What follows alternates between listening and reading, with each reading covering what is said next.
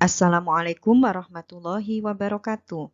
Anak-anakku semuanya yang dirahmati oleh Allah, ini kita akan mempelajari kembali pelajaran Al-Quran Hadis. Pada bagian 1, kita akan mempelajari hukum bacaan huruf ro dan huruf lam serta jawazul wajahain. Kali ini kita akan fokuskan dulu pada hukum bacaan ro-nya. Untuk penjelasannya, pertama-tama kita akan mempelajari hukum bacaan ro. Dalam membaca ayat-ayat Al-Quran, harus sesuai dengan kaidah ilmu tajwid. Dengan menerapkan ilmu tajwid, maka bacaan kita menjadi fasih. Salah satunya adalah membaca huruf ro, sesuai dengan ilmu tajwid. Cara membaca huruf ro yang sesuai dengan kaidah ilmu tajwid dibagi menjadi 3 macam. Yang pertama disebut dengan tafkhim. Yang kedua, tarqiq. Yang ketiga, jawazul wajhain. Yang pertama, ro dibaca tafkhim. Apakah tafkhim itu? Tafkhim yaitu hukum membaca ro dengan dibaca tebal. Hukum membaca huruf ro dibaca tafkhim atau tebal apabila 1. Ro berharokat fathah atau fathatain. Perhatikan contoh-contoh berikut. Rozaqa, tabaraka, wamro'atuhu, rabbana atina, khabiron. Maka semua ro dalam kalimat-kalimat tersebut dibaca tebal. Yang kedua, huruf ro berharokat dhammah atau dunmatain. Perhatikan contoh-contoh berikut. Narun, ruziqna, kabirun, rufi'a, nasrullah, kafarubih. Semua huruf ro pada kalimat-kalimat tersebut harus dibaca tebal. Selanjutnya, yang kedua, ro sukun atau sukun karena wakof atau berhenti yang huruf sebelumnya berharokat fathah atau dhammah. Contoh, wa arsala. Kalian lihat di situ ada huruf ro disukun. Sebelum huruf ro ada huruf alif berharokat fathah. Maka dibaca tebal atau tafhim. Wa arsala yurja'una. Ro berharokat sukun, sebelumnya berharokat dhammah, yaitu huruf ya-nya. Wanhar, wanhar. Ya, ro dibaca wakof. Huruf sebelumnya berharokat fathah. Huwal abtar. Nah, ini dibaca tebal juga karena ro menjadi wakof dan huruf sebelumnya adalah berharokat fathah. Alhaakumut takasur. Ada ro di situ dibaca tebal atau tafkhim karena sebelumnya ada huruf berharokat dhammah. Yang ketiga, huruf ro sukun karena wakof yang didahului dengan mad fathah atau mad dhammah. Contoh, ma'al abrori. Huruf yang berharokat ro dibaca tebal karena sebelumnya ada ro yang bertemu alif yang menjadi huruf mad. Contoh lagi, wawal ghafur. Ro-nya menjadi tebal karena sebelumnya ada huruf wawu yang menjadi mad dengan harokat dhammah. Ibadiyasyakur. Ro-nya juga menjadi tebal karena didahului oleh huruf mad yang berharokat dhammah. Yang keempat, ro sukun karena waqaf sebelum huruf sukun dan sebelumnya lagi huruf yang berharokat fathah atau dhammah. Contoh, wal fajr. Ro di sini dibaca tebal. Walayalin ashr. Ro-nya juga tebal. Wala yuridu bikumul usr.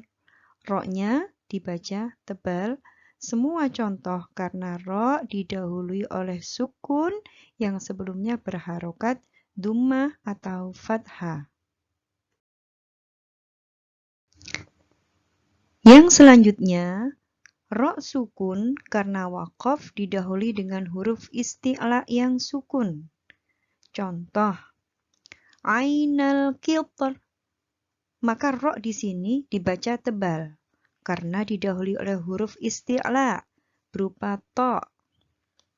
Mim misr. Ro-nya juga dibaca tebal karena didahului oleh shod. Shod merupakan huruf isti'la. Yang selanjutnya, ro sukun sebelumnya kasroh dan setelahnya huruf isti'la hidup. Contoh, firqah, mirsad. Kedua bacaan ini, ro-nya dibaca tebal karena ro-nya berharokat sukun, sebelumnya kasroh atau setelahnya huruf isti'la yang hidup. Tadi sudah kita sebutkan tentang huruf isti'la.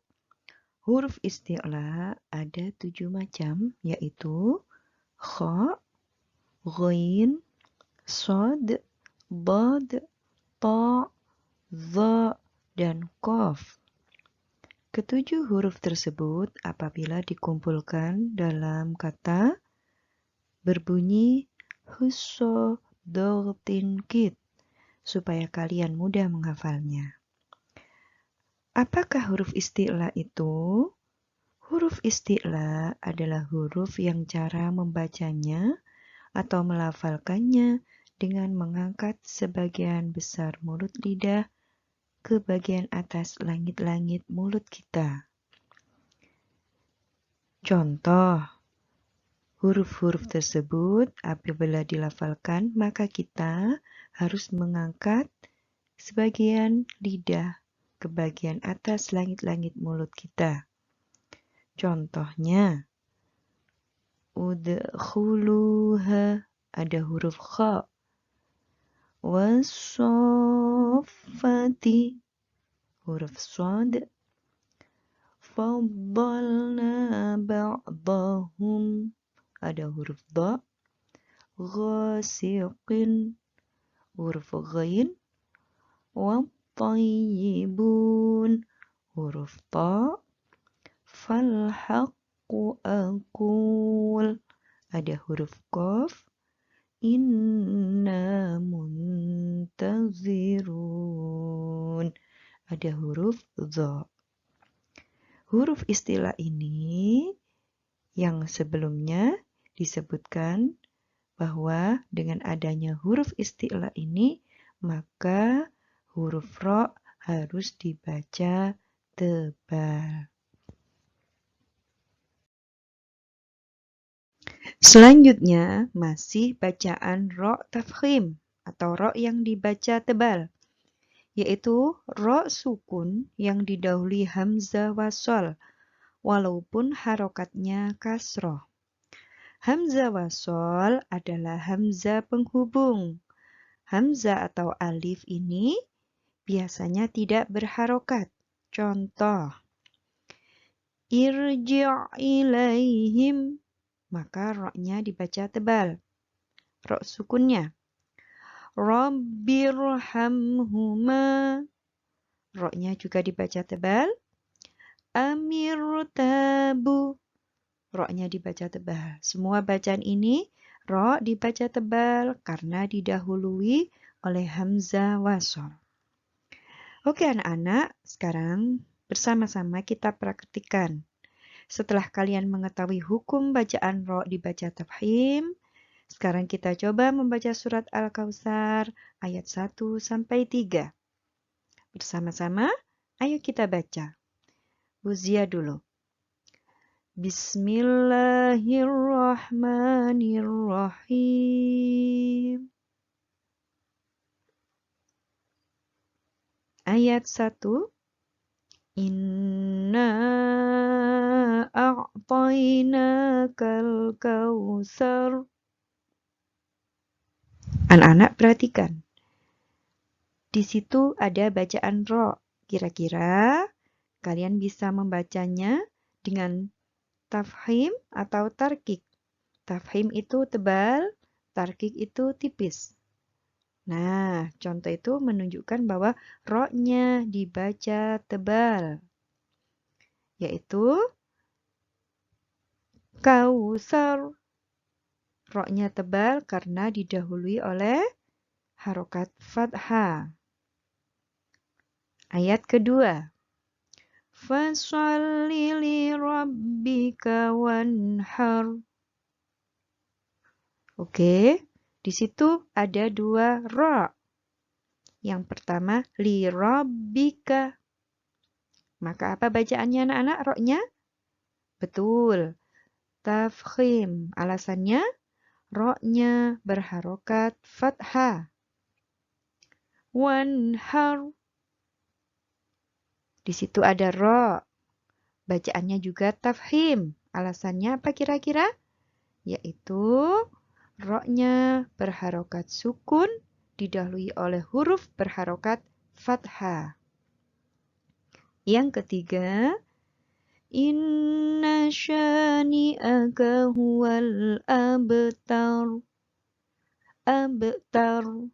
Ro-nya tebal apa tipis? Betul, tebal atau tafkhim. Alasannya karena huruf di situ diwakafkan dan huruf sebelumnya berharokat fathah. Faham anak-anak? Alhamdulillah, sampailah kita di akhir pembelajaran. Mudah-mudahan ilmu yang kita pelajari bersama menjadi ilmu yang bermanfaat, sehingga anak-anak ketika membaca Al-Quran bisa membacanya dengan baik dan benar. Ihdinas siratal mustaqim. Wassalamualaikum warahmatullahi wabarakatuh.